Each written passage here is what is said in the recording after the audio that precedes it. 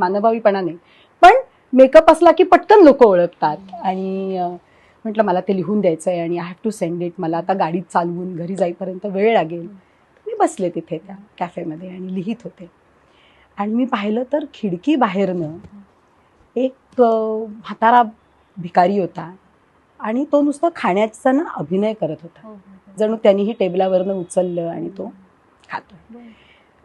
तर कुठेतरी मला असं वाटलं की हातात नाहीये, पण तो मनात ते सुख घेतोय की मी ते खाल्लं आणि माझं पोट भरलं. मला ते सगळे शब्द नाचायला लागले माहिती पेपरवरती. मी म्हटलं मी हे काय लिहिते, this is crap. I am trying to create something and make believe करतीये, and there is a life which is trying to believe something and त्यातला बी काढून he is trying to live it. मी गेले त्याच्याकडे. तिकडनं एक बर्गर घेतला विकत. ते काय होतं तिथे त्या समोर काचेच्या ह्याच्यातलं, ते घेतलं आणि विचारलं की आवडेल तुम्हाला खायला. त्यांनी असं पाहिलं माझ्याकडे, आवडेल म्हणाला. आणि मी वळले आणि काय मनात आलं कोणाच ठाऊक.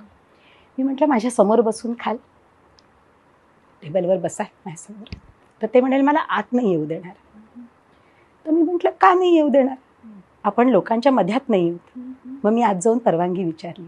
कारण कसं आहे, हा माणूस आत आला म्हणून इतर माणूस येणार नाहीत. सी त्यांचं ते मार्केटिंग आहे, त्यांना तो काय त्याचा मालकीचा नसेल, तो काम करत असेल, त्याला अंकुश असतील. तर म्हटलं त्याची परवानगी घेतली. मी म्हटलं माझ्या टेबलवर कोपऱ्यात भिंतीकडे त्याला बसू देत, पण त्याला बसू देत. सॉरी. तर तोही आपल्याच सारखा माणूस. तो म्हणाला ठीक आहे, but take him silently inside because I have to sell. म्हटलं येस.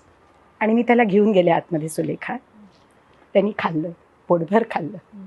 आणि मग मी त्याला पैसे देऊ केले. तो म्हणाला नको, इतकं पुरे. कारण मला काही त्याचा अपमान करायचा नव्हता. तो क्षण आम्हाला एकत्र साजरा करायचा होता. आम्ही बाहेर जाताना मी पैसे दिले. बाहेर जाताना त्यांनी माझ्या हातात एक टिश्यू पेपर दिला. माझं पेन होतंच ना समोर.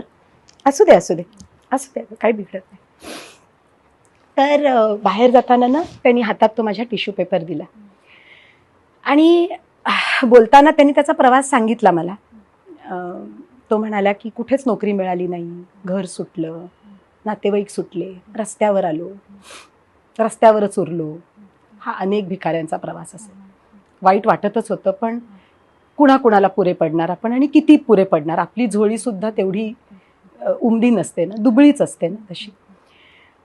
बाहेर पडल्यावरती तो टिश्यू माझ्या हातात सरकवत म्हणाला, म्हटलं अरे मला काय देताय. म्हणाले मी गेल्यावर वाच. तो गेला. मी गाडीत बसल्यावर तो टिश्यू उघडून वाचला.